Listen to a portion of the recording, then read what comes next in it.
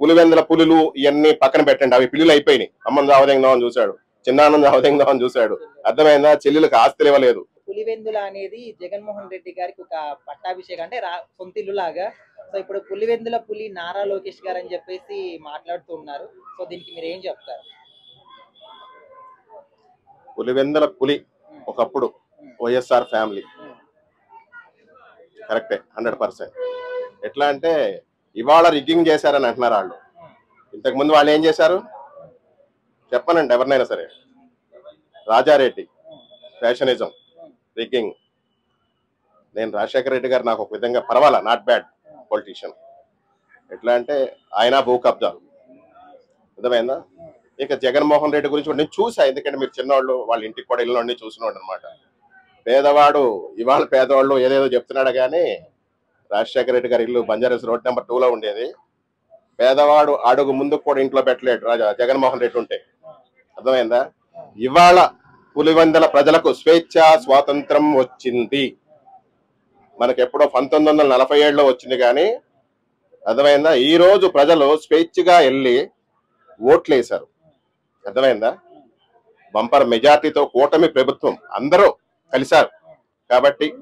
ఇంకొకటి, ఆయన చెల్లి కూడా ఆపోజిట్ గా ఉంది కాబట్టి ఈ గెలుపుకి చాలా కారణాలు ఉన్నాయి. అర్థమైందా? పులివెందుల్లో పులి జగన్, ఆయన బయటకు వచ్చి వీధుల్లో తిరిగితే ఆయన గాండ్రింపులకు భయపడి కూడా ఎవడ ఓట్లేడా గతంలో. ఇవాళ ప్రభుత్వం సెక్యూరిటీ కల్పించింది, ప్రజలకు స్వేచ్ఛ ఇచ్చింది. ఆ స్వేచ్ఛ కారణంగా ప్రజలందరూ ఓట్లేశారు. చాలా అత్యధిక మెజార్టీలో పులివెందుల్లో ఒంటిమిట్టలో కూడా గెలిచారు. చాలా చాలా హ్యాపీగా ఉంది.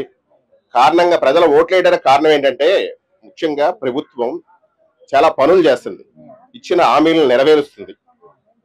ముఖ్యంగా పవన్ కళ్యాణ్ గారు కూడా కూటమిలో ఉండటం, నరేంద్ర మోడీ గారు గల్లీ నుంచి ఢిల్లీ వరకు కూటమి ప్రభుత్వం కాబట్టి ప్రజలకు సేవా కార్యక్రమాలు, ప్రభుత్వ పథకాలు అందుతున్నాయి, ప్రజలు ఓట్లేస్తున్నారు. అవి చూసి ఇంకా పులివెందుల్ని కూటమి ప్రభుత్వం బాగా డెవలప్ చేయాలని, ఈ పులివెందుల పులులు ఇవన్నీ పక్కన పెట్టండి, అవి పిల్లులు అయిపోయినాయి ఆల్రెడీ. నేను ఏనాడో చెప్పా, జగన్ కూడా పులివెందుల్లో ఓడిపోతాడని. ఈ ప్రెస్లో ఎప్పుడో స్టార్టింగ్ లోనే చెప్పా. ఎందుకంటే ప్రజాసేవ చేయండి. రాజకీయాలు, రౌడీజాలు, ఫ్యాషనిజాలు ఎవరు వచ్చినా సరే. ఇప్పుడు హైటెక్ నిర్మాణం ఎవరు చేశారు? హైటెక్ సిటీని ఎవరు కట్టారు? అందరికి తెలుసు, నేను చెప్పక్కర్లా. చంద్రబాబు నాయుడు అని, చిన్నపిల్లవాడు అని చెప్తారు. ఇవాళ అమరావతిని అద్భుతంగా నిర్మిస్తున్నాడు.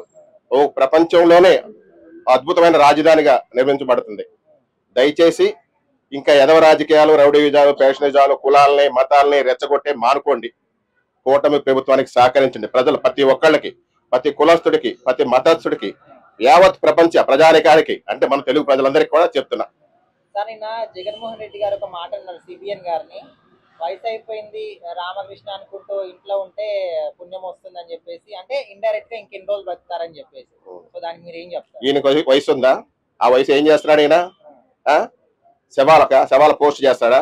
ఏం చేస్తున్నాడు అంటే, వయసు ఉంటే మనం రౌడీజాలు ఏంటి, హత్యలు, అత్యాచారాలు, దుర్మార్గాలు, దోపిడీ చేసా? వయసు ఉంది కాబట్టి, అనుభవించాడు కాబట్టి అన్ని మంచి పనులు చేస్తున్నాడు ఆయన. ఆయనగా ఎలెత్తి చూపించే పని ఏదైనా ఉందా? ఎందుకంటే ఈ జగన్మోహన్ రెడ్డి తెలుసు, నేను చూశానని మీకు చెప్తున్నా, ఎందుకంటే దగ్గర నుండి చూసా.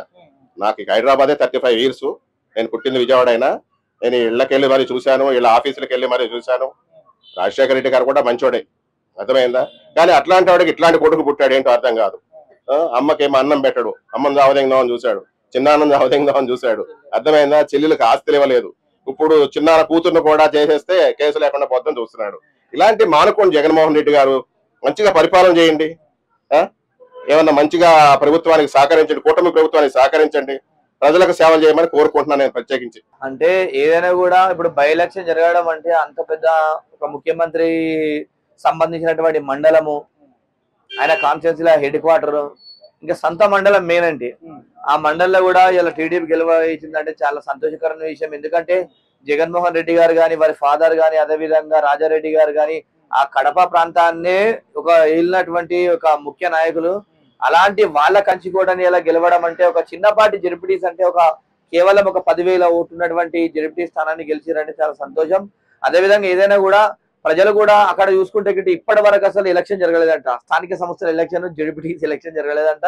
ఎందుకంటే ప్రజలు కూడా కోరుకుంటారు, ఇలా ప్రజలు ఇచ్చే తీర్పుకు అది జగన్మోహన్ రెడ్డి అయినా చంద్రబాబు నాయుడు అయినా ఎవరైనా కూడా తలవంచాలి. ఎందుకంటే ప్రజల తీర్పు కంపల్సరీ ప్రజలు ఒకసారి వాళ్ళకి నచ్చిన వాళ్ళకి ఓటేస్తారు. అలాంటిది ఈసారి కంపల్సరీ గవర్నమెంట్ ఉంది, గవర్నమెంట్ ఇచ్చిన సంక్షేమ ఫలాలు కానీ అదే విధంగా చూసుకుంటే గిట్ట ఇక్కడ ప్రజలు వ్యతిరేకత, మరి ఎలక్షన్ జరగలేదు, ఈసారి నేరుగా ఎలక్షన్ జరిగి స్వతంత్రంగా చేస్తున్నామనే ఇంటెన్షన్ కూడా అక్కడ కనిపించింది. కాబట్టి ఆ ప్రజలు కూడా మంచి సుదీర్ఘమైన తీర్పు ఇచ్చారు. అధికారం కూటమి చేతిలో ఉంది కాబట్టి వీళ్ళే తారుమారు చేశారు ఓట్లు అని చెప్పేసి కూడా కొంచెం టాక్ వినిపిస్తుంది. సో నిజమనుకోవచ్చా? తప్పండి, ఎలక్షన్ కమిషన్ మనం ఎప్పుడు కూడా తప్పు పడదు. ఎందుకంటే గిట్ట ఎంత అయినా కూడా గవర్నమెంట్ ఎంతున్నా కూడా పోలీస్ యంత్రాంగం ఎంతున్నా కూడా ఓటేసే వాళ్ళని మాత్రం ఆపలేము. ఇప్పుడు బూత్ లో ఓటేసే వాళ్ళు పరదచాటుకు ఓటేసే వాళ్ళని మనం తెలుస్తుందా వారు ఎవరికి వేసిరా అని చెప్పేసి. అక్కడ మార్పు కావాలి, ఆ ప్రాంతంలో జరుగుతున్నటువంటి అరాచకాలు కానీ అని చెప్పేసి ఇలా కేవలం ఒక 600 ఓట్లు మాత్రమే రావడం జరిగిందంటే అది ఒక సంచలనమైనటువంటి తీర్పు ప్రజలని చెప్పేసి అనుకుంటున్నాను. ఇప్పుడు ఏపీలో కూడా ఖచ్చితంగా మార్పు మొదలైందని చెప్పుకోవచ్చా? మార్పు అంటే జగన్మోహన్ రెడ్డి గారు చేసినటువంటి ఒక మిస్టేక్స్ ఏంటంటే, మనము ఎంత హోదా ఎదిగినా ఎంతైనా మన సొంత కాన్సెన్స్ ప్రజలకు 24 గంటల టైం ఎప్పుడు ఉంటే అప్పుడు కలిసే విధంగానే ప్రయత్నం చేయాలా. ఒక ఎమ్మెల్యే క్యాండిడేట్ ఆయన ముఖ్యమంత్రి అయినా కూడా ఒక నియోజకవర్గం నుంచి ఎమ్మెల్యేనే కాబట్టి కంపల్సరీ ఆ నియోజకవర్గం సమస్యలు ఏమున్నాయి, నియోజకవర్గం ప్రజలు ఎవరైనా వచ్చినా కూడా వాళ్ళకి స్పందించి చేస్తే కంపల్సరీ ప్రజలు ఎప్పుడైనా యాక్సెప్ట్ చేస్తారు. ఎందుకంటే ప్రజలు అనేది తెలివిగలలు చాలా, రాజకీయ నాయకుల కన్నా తెలివిగలలు ప్రజలు కాబట్టి ప్రజలకు కూడా అందుబాటులో ఉంటే ఇలాంటి తీర్పు రాదు. ఏదేమైనప్పటికీ కూడా జగన్మోహన్ రెడ్డి గారి అడ్డాలో ఆయన సొంత మండలంలో ఇంత మరీ 600 ఓట్లు అంటే గిట్ట ఇది చాలా ఒక ఇది అసలు ఆ ఎమ్మెల్యే ఎలక్షన్ కన్నా ఇది అంతకి ఇంకా ఘోరం అయిపోయింది. అసలు ఏదైనా కూడా జగన్మోహన్ రెడ్డి గారు ప్రజలకు అందుబాటులో ఉంటే గిట్ట ఇలాంటి రిజల్ట్ రావని చెప్పి అనుకుంటున్నాను. పులివెందుల పులి అంటే జగన్మోహన్ రెడ్డి గారి పేరు చాలా గర్వంగా చెప్పుకునే వాళ్ళు. సో ఇప్పుడు పులివెందుల పులి నారా లోకేష్ గారు అంటున్నారు. మరి ఎందుకు ఈ పరిస్థితి? ఎందుకంటే ఈ 2 జెడ్పీటీసీ ఎన్నికలకి నారా లోకేష్ గారు స్వతంత్రం ప్రకటించారు. ఫ్యాక్షన్ కబంధ హస్తాల నుంచి ఆ 2 జెడ్పీటీసీలు ఈవేళ తెలుగుదేశం కైవసం చేసుకోవడం గత ఎన్నో సంవత్సరాలుగా రాజశేఖర రెడ్డి గారి దగ్గర నుంచి కూడా అవి కంచుకోటుగా ఉన్నాయి రాజశేఖర రెడ్డి గారి ఫ్యామిలీకి. అలాంటి 2 జెడ్పీటీసీలని కూడా ఈ రోజు తెలుగుదేశం కైవసం చేసుకోవడం వల్ల పులివెందుల పులి జగన్ కాదు, పులివెందుల పులి నారా లోకేష్ గారు అంటున్నారు. కొంచెం అవకతవకలు జరిగాయి అని చెప్పేసి కూడా అంటున్నారు వైసీపీ తరఫు వాళ్ళందరూ కూడా. దొంగ ఓట్లు వేసేసారు, గెలిచారు. అధికారం మీ చేతిలో ఉంది, మీరు ఆ విధంగా చేసుకున్నారని చెప్పేసి. సరే, దొంగ ఓట్లు వేస్తే ఏదో 10% 5% వేసి ఉంటారని అనుకోవచ్చు వాస్తవంగా.